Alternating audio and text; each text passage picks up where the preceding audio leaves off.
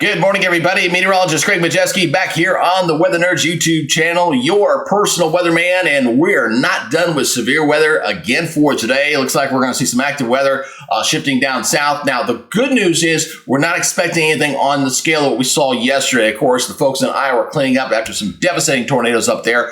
But the risk for tornadoes still remain in the forecast, so let's go ahead and break this down. Now, as you currently see, we got a couple of warnings. We got one warning, actually, just one, and one over Tulsa just let up there in Oklahoma City. But the real action really gets fired up here as we head for later this afternoon. So let's take a look at the day one outlook. This is the latest from the Storms Prediction Center. Notice we've got a pretty good swath there of severe weather stretching from there of New York State, stretching all the way back into Texas. And the area there in orange, that's the enhanced zone. That is where we're going to be really concentrating our coverage here for today, although we are expecting severe weather going all the way up into the northeast. So a pretty good swath there. Now, the tornado risk for today is going to be lower, okay? So that's the good news there. So we're talking about this brown area. We're talking about a 5% risk of seeing a few isolated tornadoes. This does include the Dallas-Fort Worth metro area, so that's going to be of concern as it stretches from Arkansas back into the central portions of Texas here for this afternoon.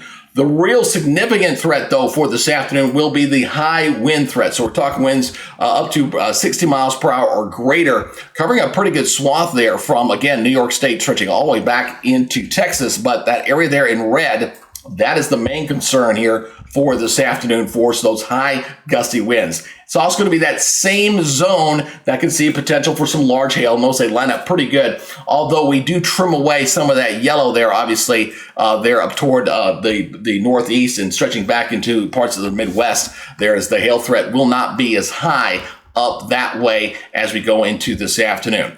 Now, I do want to take a look at the latest here from the high resolution model. This is the latest version here for this morning that I want to take you through here. And so let me step this back here to 8 o'clock. There we go. And let's go ahead and step you through the model. It looks like things will begin to fire up here a little bit earlier here in Texas. Look here as we step this forward here a little bit. Let me move this over and watch what happens here as we head to about 1 o'clock. So things really start to fire up there. Boom.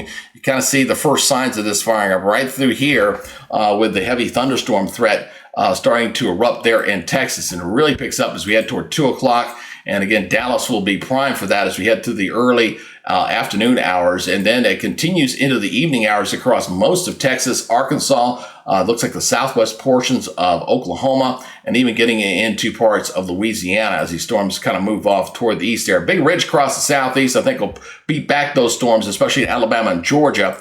But again, some hefty weather will continue right up until midnight there across portions of East Texas. Now, I am planning to do some severe weather coverage. I'll probably start a little bit earlier for today.